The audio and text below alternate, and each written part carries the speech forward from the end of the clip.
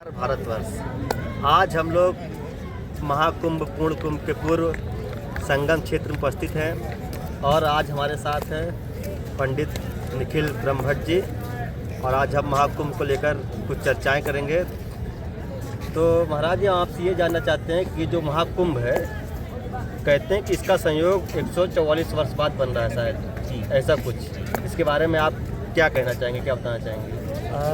हमारी जो ये पृथ्वी है, ये वैज्ञानिक दृष्टिकोण से जो चलती है, इसका एक पराविज्ञान।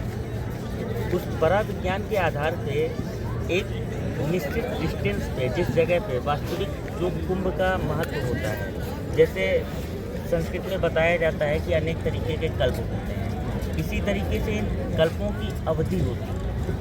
उस अवधि में बार बार सतयुग, द्वापर, त्रेता और कलयुग आता है। ठीक उसी प्रकार से ये कुंभ, महाकुंभ, दिव्य कुंभ का संयोग बनता है। इस संयोग में 144 का बड़ा शाब्दिक सा अगर हम योग करेंगे तो योग बोला जाता है और हमारी दुनिया 9 आ रहा है और 9 पूर्णता को दर्शाता है।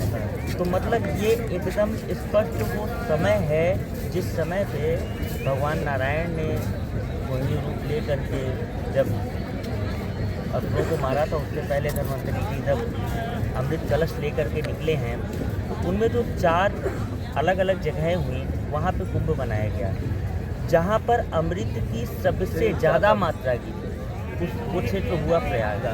यही कारण हुआ कि प्रयाग नाम क्यों पड़ा? प्रयाग इसलिए पड़ा क्योंकि ब्रह्मांड को निर्मित करने के लिए जो सबसे पहला यज्ञ ब्रह्मा जी ने रखा, उसके लिए जो धरती निश्चित की वो प्रयाग की हुई, इसलिए तीर्थ का नाम प्रयाग रखा गया। और ये जो 140 का योग 9 का पूर्णता को दर्शा रहा है, ये उस समय को दर्शा रहा है।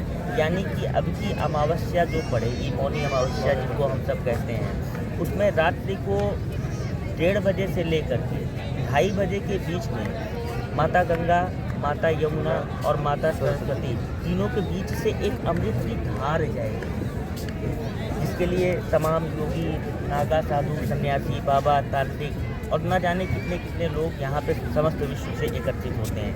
यही इस महाकुंभ का मुख्य महत्व है। तभी शायद इस बार हमारे कुंभ को नाम दिया गया संपूर्ण कुंभ जी। तो महाराज जी, जैसे कि हमारी ये महाकुंभ में जो कल्पवासी आते हैं जी, इनकी वैदिक मान्यताएं क्या है? जो कल्पवास करने की, जो आप लोग कल्पवास करने आते हैं, ये क्या महत्व है? हमारे ये महीना जो संगम के तट पे लोग कल्पवास करते हैं, उसकी यहाँ पे लोग दान करने आते हैं, गंगा स्नान करने आते हैं, त्रिवेणी का स्नान करने आते हैं। और ऐसी मान्यताएं इस वजह से हैं क्योंकि ये गुरुओं की भूमि रही है। प्रयागराज अगर पूरे विश्व में किसी चीज़ के लिए अपनी महत्वता रखता है तो वह है यहाँ की सभ्यता, यहाँ की संस्कृति। और यहाँ की जो संस्कृति है वो काव्य से जुड़ी हुई है, इसीलिए यहाँ साहित्य का विशेष योगदान है। पूरे विश्व में यदि साहित्य का सबसे बड़ा योगदान रहा है तो प्रयागराज से रहा है। सबसे ज़्यादा जो IAS वगैरह निकले हुए हैं, जितने भी पूरे देश में तैयारी कर रहे होंगे, वो सबसे ज़्यादा प्रयागराज के क्षेत्र से।